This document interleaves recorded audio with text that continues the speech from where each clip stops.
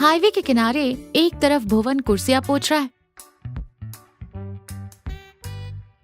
दूसरी तरफ मंगू अपनी बंडी पर चिकन फ्राइड राइस उछाल रहा है। शांति ढाबे के काउंटर पर चाय छान रही है। मंगू जोर से चिल्लाते हुए कहता है, अरे ओ हाईवे के मुसाफिरों, गाड़ियां रोको और मंगू के हाथ का चिकन फ्राइड राइस खाओ। एक बार खाओगे तो तुम्हारी गाड़ी रॉकेट बन जाएगी। भुवन चिढ़ते हुए कहता है, ओए रॉकेट के पायलट, जरा आवाज कम कर। ये सुकून ढाबा है, यहाँ लोग शांति से बैठकर गर्मा गर्म देसी मुर्गी और रोटी खाने आते हैं, तेरी तरह खड़े खड़े निगलने नहीं। मंगू हंसते हुए कहता है, अरे भुवन भैया, आजकल जमाना 2 मिनट का है। जब तक आपकी देसी मुर्गी गलेगी तब तक मेरा कस्टमर चिकन फ्राइड राइस खाकर अगले टोल प्लाजा तक पहुंच जाएगा।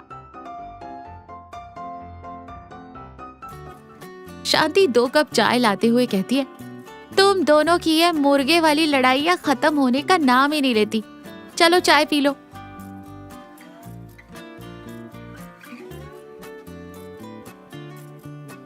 मंगू चाय की चुस्की लेते हुए कहता है, भाभी जी, आपके हाथ की चाय में जो जादू है ना, वो भुवन भैया की बातों में कहाँ। तभी हाईवे पर एक सफेद रंग की कार अचानक ब्रेक मारकर रुकती है। कार में से कविता बाहर आती है। वो बहुत परेशान और घबराई हुई लग रही है। कविता तेज कदमों से ढाबे के अंदर आती है। वो फोन पर किसी से बहस कर रही है। अरे ऐसे कैसे नहीं मिल रहा? मैंने कल दोपहर को उसी रास्ते से कार निकाली थी, प्लीज एक बार और चेक कीजिए। और फिर फोन काटकर सिर पकड़कर कुर्सी पर बैठ जाती है। मंगू अपनी बंडी छोड़कर ढाबे में आता है। क्या हुआ मैडम जी, कार का टायर पंक्चर हो गया क्या? आप टेंशन मत लीजिए, गर्मा गर्म चिकन फ्राइड राइस खाइए, आपके दिमाग का इंजन ठंडा हो जाएगा। भुवन मंगू को पीछे धकेलते हुए कहता है, हर जगह तेरा फ्राइड राइस नहीं चलता। मैडम जी, पहले आप पानी पीजिए। कोई परेशानी है क्या? कविता रुंधे गले से कहती है, मेरा एक लाल रंग का बैग कल इस हाईवे पर कहीं गिर गया है। मैं कल इसी रास्ते से गई थी, मुझे लगा शायद आपके ढाबे के पास छूट गया होगा। शांति प्यार से कहती है, बेटा कल तो तुम यहाँ रुकी ही नहीं थी, क्या उस बैग में बहुत सारे पैसे या गहने थे? हम पुलिस को फोन करें? कविता आंखें पोंछते हुए कहती है, नहीं आंटी, पैसे नहीं थे, उसमें एक पुरानी डायरी थी, मेरे बाबूजी की डायरी। वो एक छोटे से गांव में मिलिट्री होटल चलाते थे। उस डायरी में उनके खुद के लिखे हुए स्पेशल नॉनवेज मसालों के राज और उनकी यादें हैं। पिछले महीने ही उनका देहांत हो गया। वो डायरी ही उनकी आखिरी निशानी है मेरे पास।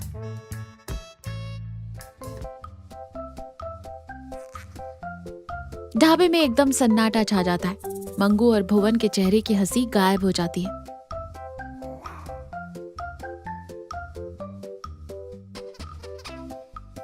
कविता ढाबे के कोने में उदास बैठी है। शांति उसे ठाठस बंधा रही है। बाहर मंगू और भुवन बातें कर रहे हैं। मंगू सीरियस होकर कहता है, भुवन भैया, मैडम की हालत देखी नहीं जा रही। पैसे गए तो वापस आ सकते हैं, लेकिन यादें चली जाएं तो इंसान अंदर से खाली हो जाता है। सही कह रहा है मंगू। कल मैडम बता रही थी कि टायर में कुछ फंसने की वजह से उन्होंने माइलस्टोन 45 के पास कार रोकी थी। शायद बैग वहीं कहीं गिरा होगा। तो सोच क्या रहे हो? अपना सुकून वाला दिमाग लगाओ और मेरे स्पीड वाले स्कूटर पर बैठो, जाकर ढूंढते हैं। मंगू अपना पुराना स्कूटर स्टार्ट करता है। भुर भुर की आवाज आती है। भुवन पीछे बैठता है। शांति पीछे से आवाज लगाते हुए कहती है, ध्यान से जाना और दोनों खाली हाथ वापस मत आना, बता रही हूँ।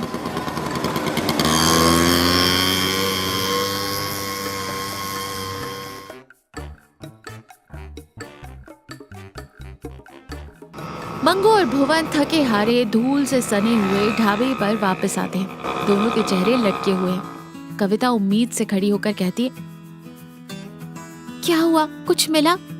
भुवन निराशा से कहता है, माफ कीजिएगा मैडम जी, हम उस माइलस्टोन तक गए, आसपास की झाड़ियों में भी देखा, लेकिन बैग कहीं नहीं दिखा।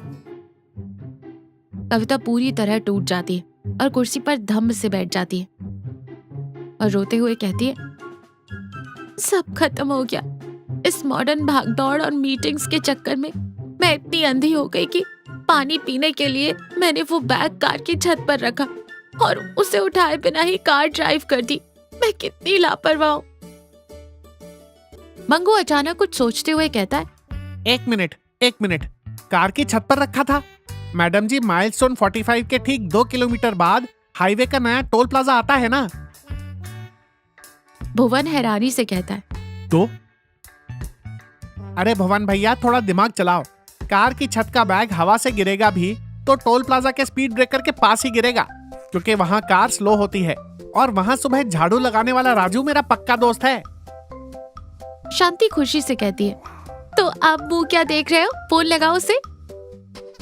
मंगू तुरंत अपना मोबाइल निकालकर स्पीकर ऑन करता है और फोन मिलाता है। हेलो राजू, अरे भाई, कल सुबह टोल प्लाजा के पास कोई लाल रंग का लेडीज बैग मिला क्या तुझे? हाँ मंगू भाई, मिला था। मैंने उसे टोल प्लाजा के मैनेजर के ऑफिस में हिफाजत से रखवा दिया है। उसमें कोई पुरानी किताब जैसी थी, तो मुझे लगा कोई ढूंढते हुए आएगा। ये सुनते ही कविता के चेहरे पर जो खुशी आती है उसे शब्दों में बताया नहीं जा सकता। शांति मुस्कुराते हुए कविता के सिर पर हाथ फेरती है।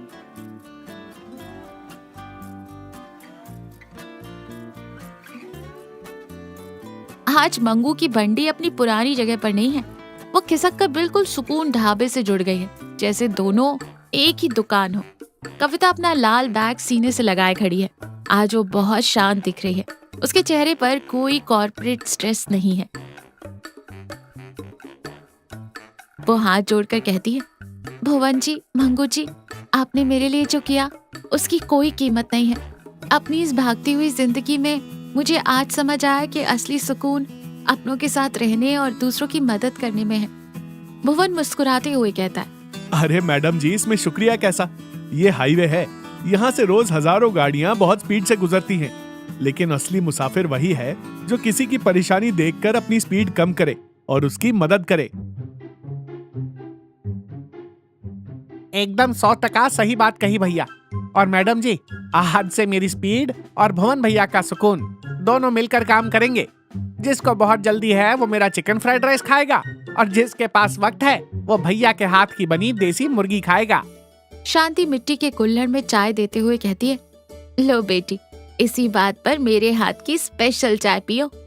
कविता चाय पीते हुए एक सुकून भरी मुस्कान के साथ कहती है, दुनिया की सबसे बेहतरीन चाय। और अब से मैं भी सिर्फ भागूंगी नहीं, बल्कि अपने बाबूजी की डायरी से वो रेसिपीज बनाना भी सीखूंगी।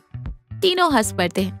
हाईवे पर गाड़ियों का शोर धीमा होता है और इसी के साथ ये कहानी यहीं खत्म होती है।